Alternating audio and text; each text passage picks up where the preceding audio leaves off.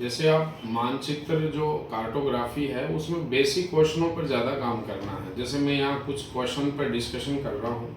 जैसे 1 सेंटीमीटर बराबर 60 kilometre, 1 centimetre बराबर 60 किलोमीटर बने मानचित्र को 3 गुना छोटा करना है। तो नया जो मानचित्र आएगा 3 गुना छोटा करने के बाद जो नया मानचित्र होगा उसका आरएफ क्या होगा। तो आपके ऑप्शन होंगे जैसे 1:1,80,000, 1:31,000, जैसे 1:10,00,000 या 1:20,000, इस तरह के आरएफ में आएंगे। जैसे और क्वेश्चन है कि जैसे निम्नलिखित में से निम्नलिखित में से कौन सा त्रिविम आरेख नहीं है।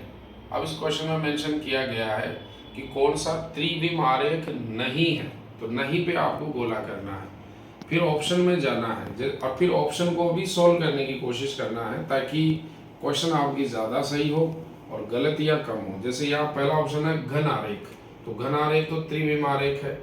जैसे गोलीय आरेख, ये भी त्रिविम आरेख है, शहरी जनसंख्या को दिखाते हैं। जैसे बेलन होता है सिलेंड्रिकल, ये भी त्रिविम आरेख है। और पाई आरेख, पाई आरेख जो गोल चक्र आरेख होता है उसको बोलते हैं, जो भूमि उपयोग के काम आता है, तो ये द्विविम आरेख है। तो आंसर आपका इसमें डी सही है। जैसे क्वेश्चन आया कि प्रकाश और छाया द्वारा धरातल को दर्शाने वाली, प्रकाश और छाया का प्रयोग करके धरातल पर उच्चावच को दर्शाने वाली विधि कौन सी है। प्रकाश और छाया का प्रयोग करेंगे तो जैसे इसमें पहला ऑप्शन है पर्वतीय छायाग्रहण विधि, फिर है स्पॉट हाइट स्थानीय ऊंचाई, तीसरा है हेशूर विधि और चौथा है बेंचमार्क। तो पहले तो ये ध्यान रखो कि प्रकाश और छाया में जो यूज करेंगे वो विधि जो है पर्वतीय छायाग्रहण विधि है, जो चित्रमय विधि है। अब इसमें जैसे पर्वतीय छायाग्रहण विधि चित्रमय विधि है, ये उत्तर है इसका। स्थानिक ऊंचाई गणितीय विधि है, इसमें मैथमेटिकल वर्क होता है। हेशूर विधि चित्रमय विधि, इसमें खंडित और महीन रेखाओं का उपयोग होता है। और बेंचमार्क जो है तल चिन्ह का उपयोग होता है। जैसे क्वेश्चन तो ऐसे भी आ सकता है कि 3 फरलांग 79 गज 2 फीट और 7 इंच जो है इसका आरएफ बनाइए। ऐसे भी क्वेश्चन आ सकता है जैसे आरएफ 1:2,53,440 को निम्न में से कथनांक मापक में बदलिए। तो 4 ऑप्शन आपको कथनांक मापक के देंगे। जैसे क्वेश्चन ऐसे भी आ सकता है कि जैसे निम्नलिखित में से कौन सा मात्रात्मक वितरण मानचित्र नहीं है। अब नहीं शब्द को ध्यान रखना, जैसे कौन सा मात्रात्मक वितरण मानचित्र नहीं है। जैसे वर्ण प्रतीकी मानचित्र यानी कोरो स्केमेटिक, जैसे सम्मान रेखा मानचित्र यानी आइसोप्लेथ, जैसे बिंदु मानचित्र यानी डॉट मैप और वर्ण मात्री मानचित्र यानी कोरोप्लेथ मैप।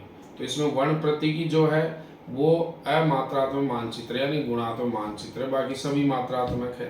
क्वेश्चन ऐसे भी आ सकता है कि निम्नलिखित में से कौन सा आंकड़ा वर्ण मात्री विधि के माध्यम से प्रस्तुत किया गया है। तो स्थानिक विशिष्टता दे दी, बिंदु विशिष्टता दे दी, भौगोलिक क्षेत्र विशिष्टता दे दी और रेखा विशिष्ट दे दी। अब इन क्वेश्चन में आपको जो ऑप्शन दिए गए हैं उन शब्दों पर वर्क करना है। जैसे स्थान विशिष्ट है तो किसी बिंदु को दिखा सकते हैं, जैसे बिंदु विशिष्ट है ये भी बिंदु को दिखा सकते हैं। जैसे भौगोलिक क्षेत्र विशिष्ट है तो बड़े क्षेत्र में माप दिखा सकते हैं, यानी वर्णमात्री विधि उपयोग में ली जा सकती है। रेखा विशिष्ट है तो एक लाइन बनाएंगे यानी सम्मान रेखा विधि का प्रयोग करेंगे। ऐसे जो बेसिक क्वेश्चन होते हैं, जैसे प्रिज्मेटीय कंपास सर्वेक्षण होता है या प्लेन टेबल सर्वेक्षण होता है, तो उसमें जो समापक त्रुटि आती है उसको किस विधि से वर्ण हटा सकते हैं। खुली माला रेख विधि होती है, बंद माला रेख विधि होती है। जैसे महासागरों की गहराई को मापने के यंत्र कौन से हैं। ऐसे क्वेश्चनों पर भी थोड़ा वर्क करना है। जैसे मानचित्र पर नगरीय जनसंख्या दर्शाने के लिए कौन सा मानचित्र उपयुक्त नहीं है।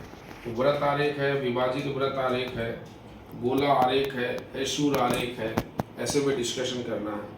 ये बेसिक क्वेश्चन है। और इसमें जैसे भू संपत्ति मानचित्र कौन सा है, कैडेस्ट्रियल मैप, जैसे नगरीय क्षेत्र का, धरातल और अपवाह क्षेत्र का, जैसे फसलों के वितरण का और जैसे प्लॉट की सीमाओं का। अब ऐसे क्वेश्चनों को आप बेसिकली डिस्कशन करो और कार्टोग्राफी स्टैटिक्स के क्वेश्चन पर आराम से आप फोकस करके इनके क्वेश्चनों के आंसर दे सकते हो। Thank you.